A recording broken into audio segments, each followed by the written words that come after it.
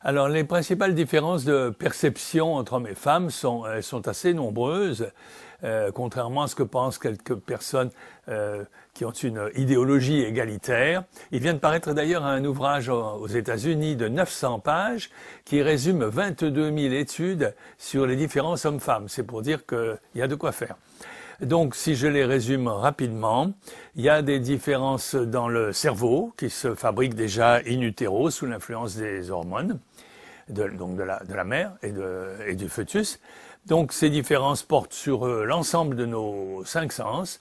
La vue est différente. Les hommes, par exemple, ont une vue plus affinée de loin, j'allais dire en téléobjectif. Les femmes ont une vue plus large, plus panoramique, donc on aura peut-être l'occasion d'y revenir. L'ouïe est plus fine chez les femmes, 2,4 fois plus fine que chez les hommes. Elles chantent juste 6 fois plus souvent que les hommes. Donc, elles ont une ouïe plus affinée pour entendre leurs gosses, etc. L'odorat, n'en parlons pas. L'odorat chez les femmes va jusqu'à 100 fois plus que chez les hommes à certaines périodes du cycle menstruel. Donc, leur odorat leur permet de percevoir les odeurs beaucoup plus que les hommes. Le toucher est aussi plus fin chez les femmes qui sont plus sensibles aux caresses, au contact que les hommes. Donc là aussi, il y a une différence. En fin de compte, il y a une différence dans l'ensemble des perceptions, l'ensemble des sens. Aussi au niveau émotionnel, au niveau de la mémoire. Enfin, les différences sont nombreuses. Elles ont à la fois un support biologique, donc dans la fabrication du cerveau, et un support social, éducatif et social, puisque les garçons et les filles ne sont pas éduqués pareil, n'ont pas tout à fait les mêmes fonctions. Voilà. Donc tout ça fait un ensemble de différences qui sont complémentaires, mais qui sont importantes. Pour vous donner un exemple un peu provocateur, sur le plan génétique, l'homme et le singe mâle ont un patrimoine génétique identique à 98% en chiffre arrondi, donc 2% de différence entre un chimpanzé mâle et un homme, alors qu'entre un homme et une femme, il y a 5% de différence. Donc 2 fois plus de différence entre un homme et une femme, c'est comme s'ils étaient, j'allais dire, d'une autre espèce, entre guillemets. C'est évidemment un peu provocateur, parce que les gènes qui sont différents sont importants, c'est les gènes de la parole, de la philosophie, etc. Mais voilà, enfin, il y a des différences importantes qui sont valables bien sûr sur le plan statistique, sur le plan individuel. Bien, il y a des différences individuelles qui sont importantes aussi. Par exemple, il y a des femmes qui sont grandes et des hommes qui sont petits, mais globalement, statistiquement, les femmes sont plus petites que les hommes. Donc, on va parler des différences statistiques des femmes par rapport aux hommes, mais après, il y a évidemment de nombreuses exceptions.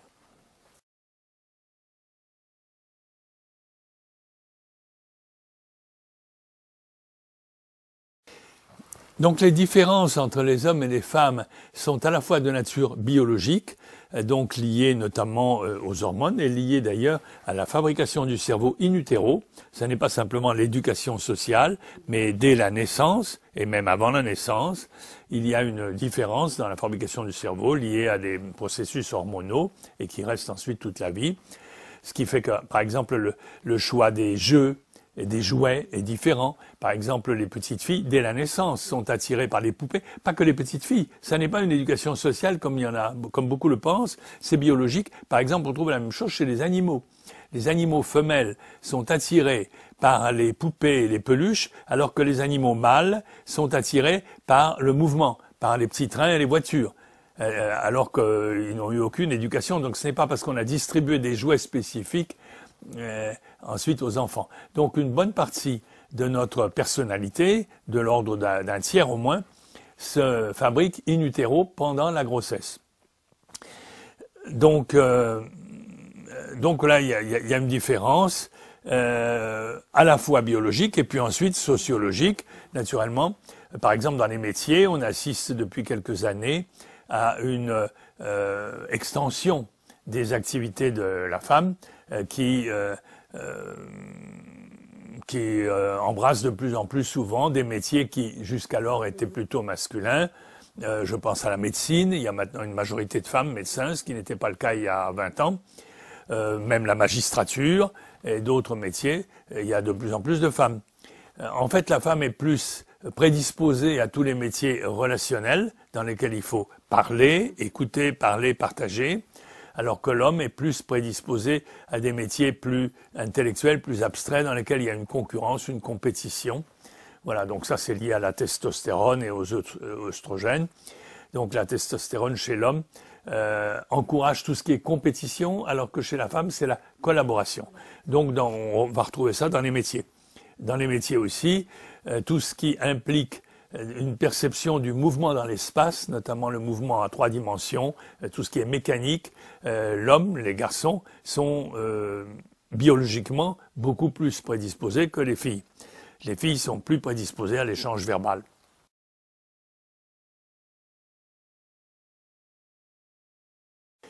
Donc le choix des jeux et des jouets des garçons et des filles est lui aussi conditionné beaucoup par la biologie. Il l'est aussi bien sûr par l'éducation en fonction de ce qu'on offre comme jouet aux enfants.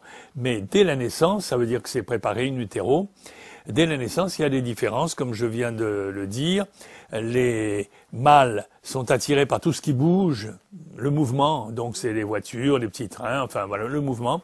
Alors que les filles, et les petites filles, dès la naissance, sont attirées par ce qui est contact, les poupées, tout ce qui est souple, etc. Un autre exemple, vous posez un ballon par terre, le garçon il shoot dedans, alors que la fille va ramasser le ballon et le serrer contre son cœur. Ça n'est pas éducatif, on ne lui a jamais appris. Un ballon, c'est pas une poupée ni un bébé, mais spontanément, pour des raisons hormonales, un objet qui est par terre, on a envie de le serrer contre son cœur lorsqu'on est une fille. Donc toutes ces différences se préparent in utero et maintenant on a pu filmer déjà le comportement in utero par des techniques sophistiquées en mettant des caméras et des micros à l'intérieur de l'utérus de la maman pendant la grossesse et on s'aperçoit qu'à partir du 5e mois de grossesse, le bébé, on voit aussi les jumeaux qui se battent, qui s'embrassent, etc. J'ai même des films à ce sujet. Et on voit déjà les préférences, les différences entre le comportement des filles et des garçons. Donc, c'est pas l'éducation. L'éducation va venir renforcer ça par la suite.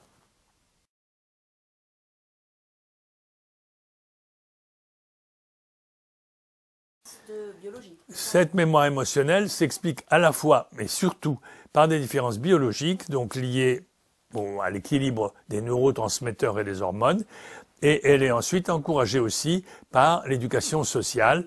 Les femmes sont plus en relation avec les collègues que les hommes, je l'ai dit. Elles ont une fluidité verbale plus importante, elles parlent davantage, elles bavardent, elles s'intéressent à l'autre, alors que l'homme suit son idée. Donc, elle s'intéresse à toute la famille, voilà, elle se rappelle les prénoms. Il y a une différence aussi. Ah oui, peut-être que ça c'est intéressant sur le plan des couleurs. La perception des couleurs est beaucoup plus développée chez les femmes. D'ailleurs, la perception des couleurs est sur le chromosome X. La femme en a 2.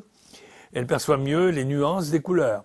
Si vous parlez à un homme du carmin, du vermillon, etc., il sait pas ce que c'est. Pour lui, tout ça, c'est du rouge. La femme va entrer dans les nuances de rouge, les nuances de bleu. Et donc ça peut être intéressant au niveau de la publicité. Les nuances de couleurs sont beaucoup plus développées chez les femmes que chez les hommes. La perception et la nomination des couleurs. Là, il y a une différence statistiquement spectaculaire.